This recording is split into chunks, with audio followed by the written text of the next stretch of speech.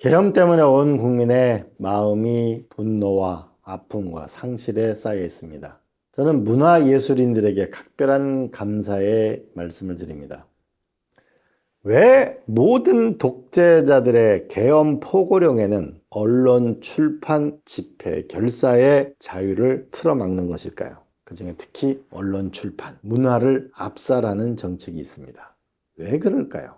그런데 거기엔 이유가 있습니다. 우리가 프랑스 혁명의 도화선이 됐든 결국 단두대로 갔던 루이 16세는 단두대로 갈 때 이런 말을 했다고 합니다. 아, 나를 여기로 끌고 온 놈은 루소구나. 사실 여부는 확인되지 않고 있습니다. 그러나 루소의 첨부 인권 사상 그리고 공화주의 사상이 프랑스 혁명을 가져왔고 결국은 이 루이 16세를 단두대로 가져갔다. 이런 상징적인 표현이죠. 결국 어떤 생각, 사상을 퍼뜨리는 데는 문학과 영화와 그림과 이런 예술을 하는 예술가들이 엄청난 영향을 끼친다는 것을 알 수 있습니다. 한번 제가 정치 변동을 가져온 이 문학사는 어떤 작품이 있었을까를 찾아봤습니다.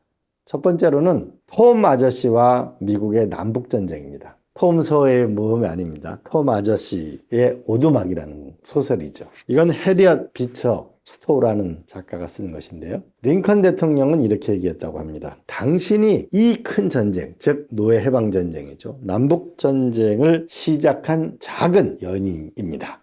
이렇게 얘기했다고 합니다. 이 질거리는 뭐냐면 이 켄터키주에 있는 그곳에 이제 노예 생활을 하는 그런 톰 아저씨가 있었습니다. 농장주의 이름은 아서 셀비라고 그러고요. 근데 이 톰 아저씨가 다른데 노예 상인에게 팔려가는 그 도중에 백인 소녀인 에바 세인트 클레어를 구하게 됩니다. 이거 덕분에 에바 세인트 클레어 아버지가 이 톰 아저씨를 노예로 사가지고 갑니다. 자기 딸을 구해준 사람이고 하니까 비교적 어렵지 않게 살아가게 됩니다. 그래서 노예로 이제 해방을 시켜주려고 클레어 아버지가 하는 그때쯤 클레어 딸도 사망하게 되고 아버지도 사망하게 됩니다. 그래서 이제 다시 톰 아저씨는 노예 시장에 팔려가게 됩니다. 근데 이때부터 본격적인 비극이 시작됩니다.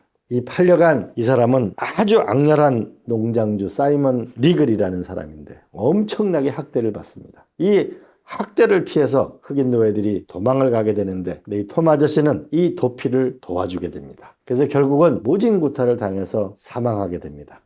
너무너무 슬픈 장면들이 많이 나오는 소설책입니다. 그리고 그 이후에는 처음에 노예로 있었던 그 셀비 농장주의 아들이 와서 자기 집안에 있는 노예들을 전부 해방시켜주는 것으로 소설은 끝이 납니다.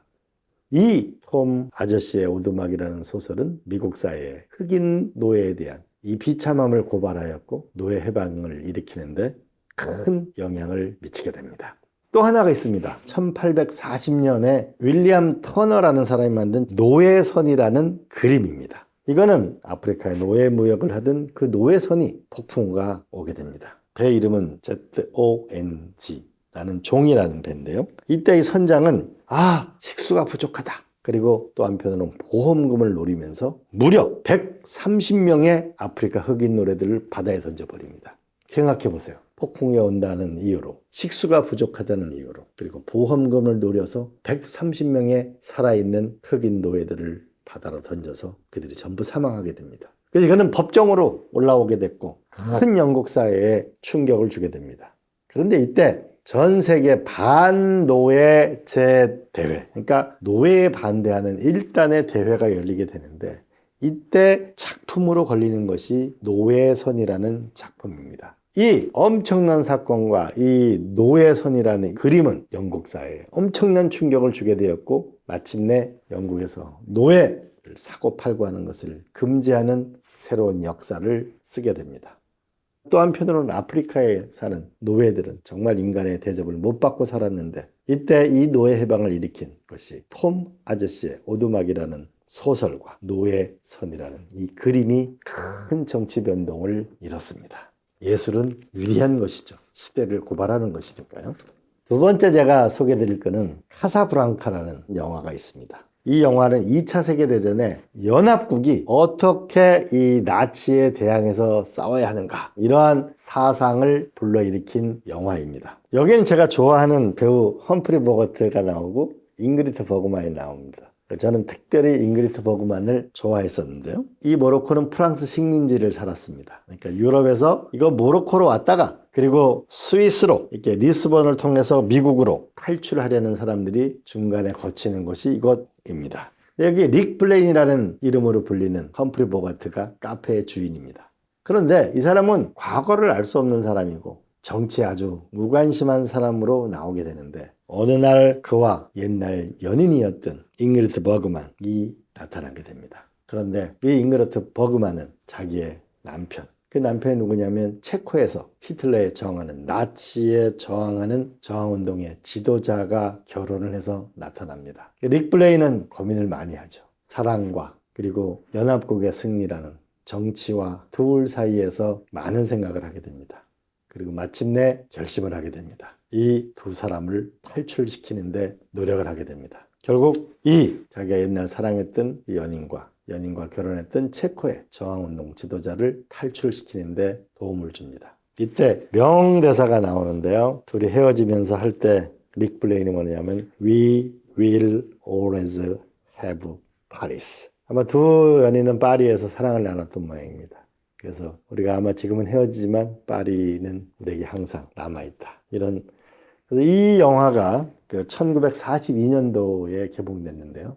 어마어마한 인기를 누렸고 2차 세계대전에 우리가 왜 연합국이 승리해야 되는가 이런 엄청난 메시지를 남긴 작품입니다. 닥터 지바고라는 그 영화는 소련의 체제를 고발한 이 겨울에 이 시베리아에 눈 있는 그곳에서 로라라는 연인과 있었던 소련을 고발한 정말 세계인들에게 깊은 인상을 남긴 소설이자 영화입니다. 또 하나는 반전 문학의 꽃이라고 보면 하나는 톨스토이를 볼 수 있지만 하나는 세계대전을 고발한 헤밍웨이의 무기여 잘 있거라라는 소설이죠. 이건 영화로도 나와서 공전의 히트를 친 것입니다. 1차 세계대전 때의 이야기를 담고 있습니다. 이제 외국 얘기 그만하고 한국 얘기를 해보겠습니다. 여러분 12월 3일 대한민국에서 있어서는 안 될 계엄이 영을 발했습니다. 12월 3일이 80년 광주에서 국민을 짓밟은 전두환이 구속된 날입니다. 묘하지 않습니까? 12월 3일? 12.12 군사 반란을 일으키고 나서 80년에 대한민국의 국민들을 총칼로 짓밟은 그 전두환이 12월 3일 날 구속되었는데 그로부터 오랜 시간이 지난 후 윤석열 씨가 계엄을 선포한 날짜가 같은 날짜입니다. 그런데 제가 각별히 이 문화예술인들에게 감사드리는 것은 우리 한강이라는 작가의 소년이 온다는 그 글을 보면은 정말 가슴 아픈, 저는 그 책 보다가 많이 울었어요. 다 한꺼번에 보지를 못했어요. 그런데 그 한강이라는 작가가 소년이 온다는 80년 광주를 소재로 한 것입니다. 그런데 우리가 1년 전에 서울의 봄이라는 영화가 있었습니다. 서울의 봄이라는 영화가 12.12 구테타를 전두광이라는 황정민 배우가 아주 리얼하게 연기를 했죠. 거기서 군인들이 이렇게 군사 반란을 일으키는구나. 그 영화를 1,000만 명이 넘게 봤습니다.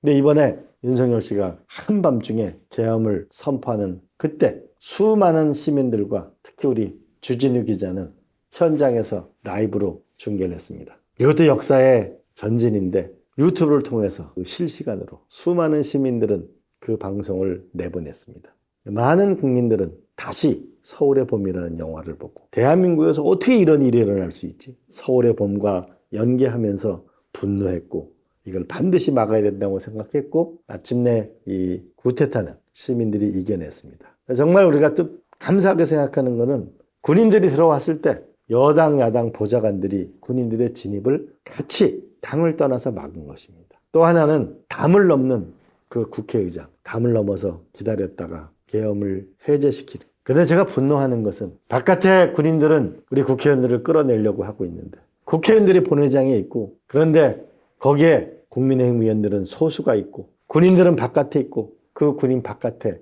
국민의힘 의원들이 다수가 있었다는 거죠. 참 슬픈 날이었습니다. 그러나 이것 또한 여야 국회의원들이 계엄을 해제했습니다. 그리고 총을 거꾸로 메고 우리 시민들하고 부딪히지 않으려고 노력하는 군인들도 있었고 총알을 가져가지 않은 현장에서 판단한 장교의 판단도 있었습니다. 그리고 정문을 지키는 경찰들이 국회의원들이 들어가는 길을 터주는 용기도 보여줬습니다. 우리 국민들이 위대하다는 것을 보여준 사건이라고 봅니다. 우리 한강 노벨 수상자 작가에게 소년이 온다는 소설. 송강호 주연 배우가 독일의 한 기자를 광주로 태우고 갔을 때에 광주의 그 참혹한 광경을 고발하는 그 독일 기자와 연관된 영화를 만든 택시 운전사. 그 예술가들이 시대를 고발하고 우리가 무엇에 아파해야 되고 무엇에 분노해야 되는지, 그러한 작품은 우리의 국민들을 훨씬 더 성숙한 나라로 만드는데 큰 기여를 했습니다. 한 가지가 더 있습니다. 전두환 구속을 시키는 결정적인 것은 대한민국의 모래시계라는 작품이었습니다. 그게 군부 시대에 어려운 시대를 고발한 것이었는데 그걸 보고 모두 분노했죠. 그 결과 결국은 5.18 문제가 있다라는 특별법이 제정이 됐고, 그리고 노태우 비자금이 크게 폭로되었고, 전두환은 백담사로 가 있다가 결국 그해 12월 3일 결국 구속되었습니다. 저는 그때 이런 생각을 많이 했습니다. 이 모래시계가 이런 드라마가 없었다면 전두환은 구속시키지 못했을 거다 라는 생각을 많이 했는데, 이번에 이 계엄 도저히 전 세계 12국가에서 일어날 거라고는 상상하지 못하는 이 계엄에 맞서고 함께하는 국민들을 일깨우는데 이 서울의 범과 한강이라는 작가의 소년이 온다, 택시 운전사, 그리고 열렬히 자기 몸을 던져서 보도해주는 언론인들이 있었기 때문에 대한민국이 더 나은 곳으로 나아가고 있다는 부분에서 각별한 감사도 느끼고 이 문화의 힘이 얼마나 중요한지 또 한번 뼈저리게 느끼는 시간이었습니다. 이번에 우리가 계엄을 시민들이 모여서 극복하는데 수많은 노력들이 있었습니다. 그러나 이 언론인과 문화의 힘으로 이 에너지를 만들어낸 대한민국은 위대하다, 그리고 국민은 위대하다, 그리고 더 큰 언론, 출판, 집회, 결사의 자유와 더 수준 높은 문화가, 창작 작품들이 대한민국을 꽃피웠으면 좋겠습니다. 이미 우리의 컨텐츠는 넷플릭스의 세계적인 흐름을 형성하고 있습니다. 유튜브의 컨텐츠에서도 대한민국이 앞서 나가고 있습니다. 웹툰에서도, 웹소설에도 앞서 나가고 있습니다. 이야기의 나라 대한민국, 이야기를 만드는 대한민국, 그래서 문화 강국으로 나가는 그 길도 함께 나갔으면 좋겠습니다. 우리 탄핵이 끝나고 나면 이제 분노를 넘어서 더 큰 새로운 희망을 만드는 위대한 나라로 함께 나갔으면 좋겠습니다. 가슴이 힘들고 어렵고 한 시절입니다. 그러나 우리는 해낼 수 있습니다. IMF가 왔을 때도 금모으기 운동을 해서 전 세계를 놀라게 했고 가장 먼저 IMF를 극복했습니다. 이번 이 계엄도 우리가 반드시 극복해낼 수 있습니다. 그리고 탄핵이 끝나자마자 다시는 대한민국에서 계엄 같은 것이 있을 수 없다는 것을 우리는 법으로 만들고 헌법도 뜯어 고쳐야 될 것입니다. 그래서 전 세계의 대한민국을 다시 일으켜 세워야 합니다. 이번 계엄으로 인해서 144조 원이라는 주식시장에서 돈이 날아가 버렸습니다. 수많은 사람이 피땀 흘려 번 돈이 계엄 하나에 의해서 140조 원이 날아가 버렸습니다. 우리 경제를 다시 일으켜야 합니다. 한미동맹도 다시 일으켜 세워야 합니다. 존경하는 이 유튜브를 보시는 분들, 우리가 서로 격려해서 반드시 탄핵을 성공시키고 더 멋있는 나라로 함께 갔으면 좋겠습니다. 우리 언론인 여러분, 문화인 여러분, 예술인 여러분, 정말 각별히 감사합니다. 고맙습니다.